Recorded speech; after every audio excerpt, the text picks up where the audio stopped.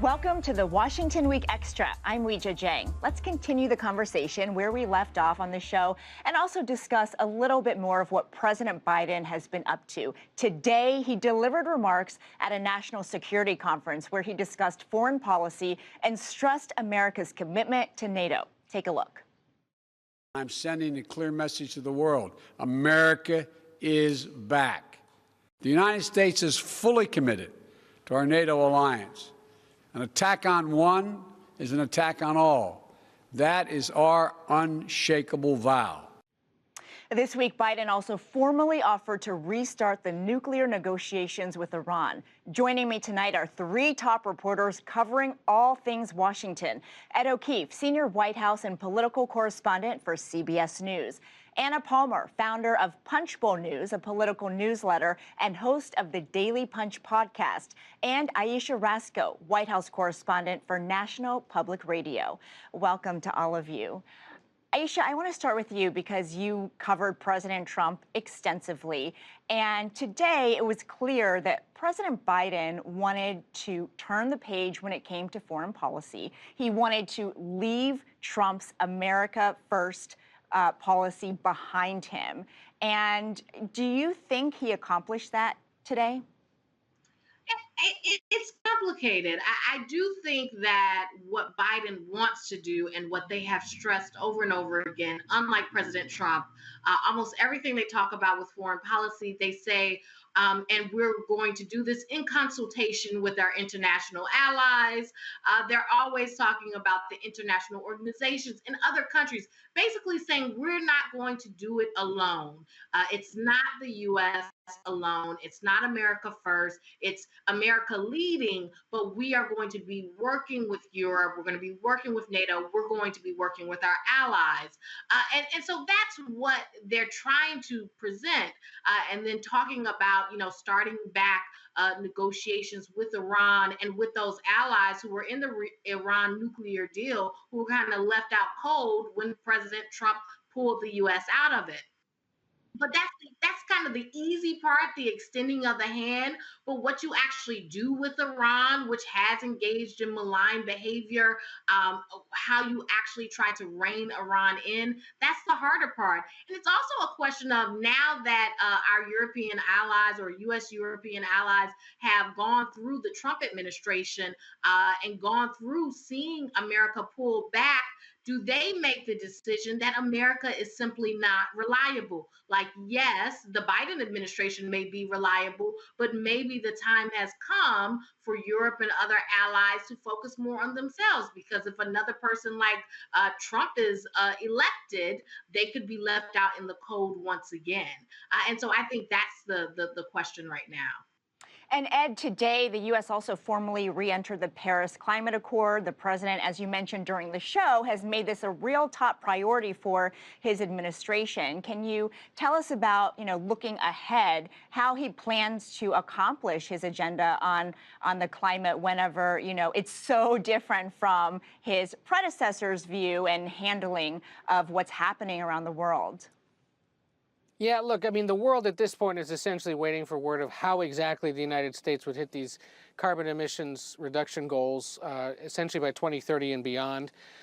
Diplomats all over the world were thrilled to hear the United States is back involved, also thrilled to see that China is taking steps to start curbing its greenhouse gas emissions as well. Part of this for Biden is personnel. He's called on his good friend, John Kerry, the former Secretary of State, to serve as a diplomat on climate to the world, and so this will become a problem and a focus for him. There are new domestic climate change offices as well. And we'll see, whether climate change issues are part of the infrastructure bill as they plan to propose it, or whether it's handled separately, I think will be another cue of how seriously and how willing they are to fight for this issue here in Washington. And Anna, one other thing that the president did today was commit to spending $4 billion to help the international effort to vaccinate people, especially in poor countries, which is something that President Trump did not commit to. And I think that's just one example of how this president really wants to take the lead again and wants to put America in that leadership role.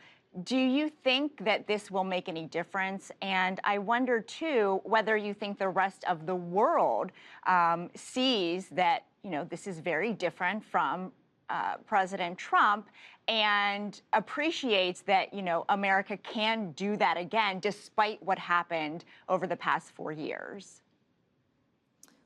I think we've seen a lot of world leaders take a deep sigh to just deal with a president that is not going to be as erratic as Donald Trump, as reactionary as he was, as America first, as was his slogan for the last 4 years. Certainly we're seeing Joe Biden take a return to, his predecessor, Barack Obama, where he was vice president, where they want to lead on a lot of things. And this is kind of an easy way, not an easy way, maybe that's the wrong way of saying it, but, vaccinations are something that can help a lot of countries that are going to be in need and put America in good stead with their leadership to feel like they are kind of leading on this issue in particular, I think is one of an early sign where we're going to see Joe Biden take a very different tack than his predecessor, Donald Trump. And then I just have one more quick question for all of you, because I hate ending a week with an unanswered question in my notebook. And I wonder, what is that top question for you that you couldn't get an answer to this week that you'll be working on looking ahead to next week? Well, I think one thing that I want to look ahead to is what's going to happen on policing and policing reforms. Starting out early on, there was a thought that President Biden would take steps to maybe set up this commission on, how to address policing, especially after what happened over the summer, protests against police brutality. He pledged to do that in those first rollout of executive actions that did not happen. So I think that's a question for me, is what happens next? We will be having, or there will be hearings for the Attorney General coming up, for the Attorney General nominee, Merrick Garland. And so I think it's a good time to revisit what the administration plans to do to address policing in this country. Ed? Well, and picking up on the Merrick Garland confirmation hearings that are scheduled for next week, I'm curious to see how the cabinet nomination process continues when the Senate reconvenes next week. Senate does a lot of things. One of them is the personnel business, as Mitch McConnell likes to say, and they've got a boatload of cabinet nominees to start working through. They're expected to confirm Linda Thomas-Greenfield to be the United Nations ambassador. There will be the contentious, closely watched Merrick Garland confirmation hearing next week, as well as 2 for Javier Becerra, who's set to lead the Department of Health and Human Services, William Burns to lead the CIA. At this point, Joe Biden only has 7 of his 23 cabinet nominees confirmed. That is a historic low, at least for this century. George W. Bush had 17 at this point, Donald Trump 15, and Donald Trump 14, Barack Obama 15. And while they may all eventually, or most of them will eventually get confirmed, it slows down the operation of government. And there's always concern among those that are in government or that observe it closely that some unforeseen issue could come up. And the lack of permanent political leadership can make it that much more difficult to respond to it. So how do those cabinet nominees fare next week? How quickly can the Senate get through them when they also have to start tackling the big COVID relief bill? Anna? I'm going to pick up where Ed left off. I think COVID relief is where I have a ton of questions left. How does the House handle it? Can Nancy Pelosi wrangle her very small majority to vote for this bill? And truly the big question, we talked about this on the show, is what happens with the minimum wage?